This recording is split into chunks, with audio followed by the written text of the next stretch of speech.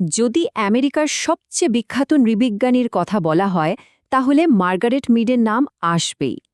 তিনিই সেই মানুষ যিনি নৃবিজ্ঞানের মতো একটা জটিল বিষয়কে বিশ্ববিদ্যালয়ের গণ্ডি থেকে বের করে এনেছিলেন একদম সাধারণ মানুষের কাছে। আজকের এই আলোচনায় আমরা তার সেই অসাধারণ কাজ আর তার প্রভাব নিয়ে কথা বলবো। ভাবুন তো একবার, সেই সময়ে জনপ্রিয় একটা ম্যাগাজিনে তিনি ঠিক এই রকমই এক প্রভোকেটিভ প্রশ্ন করছেন।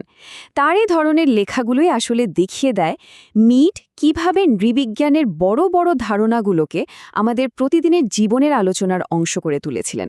তার কাজ শুধু কিছু একাডেমিকদের জন্য ছিল না, ছিল সবার জন্য। আসলে মিডের কাজের পিছনে একটা বড় উদ্দেশ্য ছিল, আর সেটা হলো অ্যাডভোকেসি বা সামাজিক সংস্কার। তিনি তার গবেষণাগুলোকে ব্যবহার করতেন আমেরিকান সমাজের বিভিন্ন সমস্যা, বিশেষ করে সন্তান লালন পালনের পদ্ধতি নিয়ে কথা বলার জন্য। তিনি বিশ্বাস করতেন অন্য সংস্কৃতি থেকে শিখলে আমেরিকান সমাজ নিজেকে আরও উন্নত করতে পারবে। মিডের এই দৃষ্টিভঙ্গির পেছনে ছিলেন তার সময়ের দুই দিকপাল, নৃবিজ্ঞানী ফ্রান্স বোয়াস এবং রুথ বেনেডিক্ট। তিনি ছিলেন তাদেরই ছাত্রী। তাদের কাছ থেকেই পাওয়া শিক্ষাই তাকে শুধু একজন গবেষক হিসেবে নয়, বরং একজন পাবলিক ইন্টেলেকচুয়াল বা গণবুদ্ধিজীবী হিসেবে তৈরি করেছিল, যিনি জ্ঞানের সীমানাকে সমাজের বৃহত্তর কল্যাণে ছড়িয়ে দিতে চেয়েছিলেন। মিডের সমস্ত গবেষণা আর লেখার পেছনে কিন্তু একটাই মূল ধারণা কাজ করেছে, আর সেটা হলো মানুষের মধ্যে আমরা যে পার্থক্যগুলো দেখি সেগুলো জীববিজ্ঞান বা জেনেটিক্সের জন্য ততটা হয় না যতটা হয় তার বেড়ে ওঠার পরিবেশ আর সংস্কৃতির কারণে। তার মূল আগ্রহের বিষয় ছিল কিভাবে একটা ছোট্ট শিশু ধীরে ধীরে তার সমাজের একজন পূর্ণ বয়স্ক সদস্য হয়ে ওঠে। তো এই বড়সড় ধারণাটা তো প্রমাণ করতে হবে, তাই না? আর সেই জন্যই তিনি তার প্রথম এবং সবচেয়ে বিখ্যাত ফিল্ড ওয়ার্কের জন্য বেরিয়ে পড়েন। প্রশান্ত মহাসাগরের ছোট্ট দ্বীপ সামোয়াতে তিনি মানব বিকাশের এমন এক মৌলিক প্রশ্ন নিয়ে কাজ শুরু করেন যা পশ্চিমা বিশ্বকে একেবারে নাড়িয়ে দিয়েছিল। দেখুন, পশ্চিমা সমাজে বয়ঃসন্ধিকাল মানেই তো একটা ঝড়ঝাপটার সময়, তাই না? একটা মানসিক চাপ, বিদ্রোহের সময়, এসব। মিড ঠিক এই প্রশ্নটাই করলেন, এই যে অস্থিরতা, এটা কি মানব জীবনের একটা অবশ্যম্ভাবী সত্যি, নাকি এটা কেবল আমাদের পশ্চিমা সংস্কৃতিরই একটা তৈরি করা জিনিস? এই জরুরি প্রশ্নের উত্তর খুঁজতেই তিনি পাড়ি দিয়েছিলেন সামোয়াতে। আর সেখানে গিয়ে তিনি যা দেখলেন তা ছিল এক কথায় অবাক করার মতো। তার গবেষণায় উঠে এলো যে সামোয়ার কিশোর কিশোরীদের জন্য বয়ঃসন্ধিকাল মোটেই কোনো ঝামেলার সময় নয়, বরং জীবনের একটা খুব স্বাভাবিক আর সহজ পর্ব। এই আবিষ্কার তার সরাসরি সেই ধারণাকে চ্যালেঞ্জ জানালো যে বয়ঃসন্ধিকালের অস্থিরতা একটা সার্বজনীন ব্যাপার। তাহলে প্রশ্ন আসেই, সামোয়াতে জীবনটা কেন এত সহজ ছিল? মেয়েদের কারণ হিসেবে দেখালেন সেখানকার সমাজের গঠনকে। সেখানে ব্যক্তিগত সম্পর্কগুলো ছিল অনেক খোলামেলা।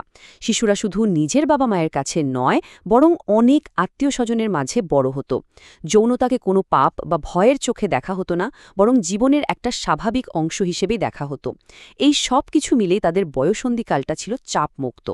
সামোয়াতে তো একটা বড় প্রশ্নের উত্তর পাওয়া গেল, কিন্তু মিড এখানেই থেমে থাকেননি। এবার তিনি তার গবেষণার ক্ষেত্রকে আরও বড় করলেন।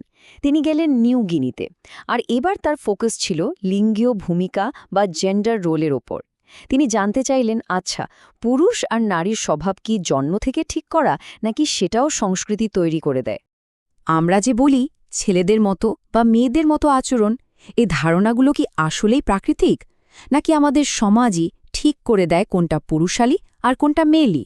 এই গভীর প্রশ্নটাই ছিল মিডের বিখ্যাত বই সেক্স অ্যান্ড টেম্পারামেন্টের মূল বিষয়। নিউ গিনিতে তার আবিষ্কার ছিল আরও বেশি বিস্ময়কর। একদম পাশাপাশি থাকা তিনটি সমাজের মধ্যে লিঙ্গীয় ভূমিকার কি অবিশ্বাস্য পার্থক্য। যেমন ধরুন, আরাপের সমাজে পুরুষ ও নারী উভয়ে ছিল খুব নম্র আর সহযোগিতাপূর্ণ। আবার কিকের উল্টো মুন্ডুগুমোর সমাজে নারী পুরুষ দুজনেই ছিল সাংঘাতিক আক্রমণাত্মক। আর সবচেয়ে মজার ছিল চাম্বুলির সমাজ, যেখানে জেন্ডার রোল ছিল পশ্চিমা সমাজের একেবারে উল্টো। আরাপের সমাজের দৃষ্টিভঙ্গিটা এই একটা কথা থেকেই পরিষ্কার বোঝা যায়। সেখানে সন্তান লালন পালন এতটাই সমান দায়িত্বের বিষয় ছিল যে তারা মনে করত পিতৃত্ব পুরুষের সৌন্দর্যকে প্রভাবিত করে, যা কিনা তৎকালীন পশ্চিমা সমাজের ধারণার সম্পূর্ণ বিপরীত ছিল। মিডের কাজ যতটা প্রশংসিত হয়েছে, ততটাই কিন্তু সমালোচিতও হয়েছে। তার রেখে যাওয়া উত্তরাধিকার বেশ জটিল, বিশেষ করে তার জীবনের শেষের দিকে এবং মৃত্যুর পর তার সবচেয়ে বিখ্যাত গবেষণাটি নিয়েই বিরাট এক বিতর্ক তৈরি হয়।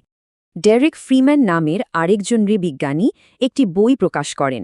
সেখানে তিনি দাবি করেন যে মিড সামোয়ান সমাজকে সম্পূর্ণ ভুলভাবে দেখিয়েছেন। এই দাবিটা নৃবিজ্ঞানের জগতে বিতর্কের এক ঝড় তুলে দেয় আর মিডের কাজকে নতুন করে মূল্যায়নের একটা প্রয়োজন দেখা দেয়। তো বিতর্কটা ঠিক কী ছিল? ফ্রিম্যানের মূল কথা ছিল সামোয়ান সমাজ মোটেই মিডের দেখানো মতো শান্ত বা চাপমুক্ত নয়, বরং বেশ হিংস্র এবং প্রতিযোগিতামূলক। তিনি এমনকি এও বলেন যে মিডের তরুণ তথ্যদাতারা তাকে মজা করে ভুল তথ্য দিয়েছিল। অন্যদিকে মিডের সমর্থকরা বললেন ফ্রিম্যান হয়তো অন্য একটা সময়ের বা অন্য কোনো গোষ্ঠীর সামোয়ানদের দেখেছেন। এই বিতর্ক আজও নৃবিজ্ঞানে আলোচনা করা হয়।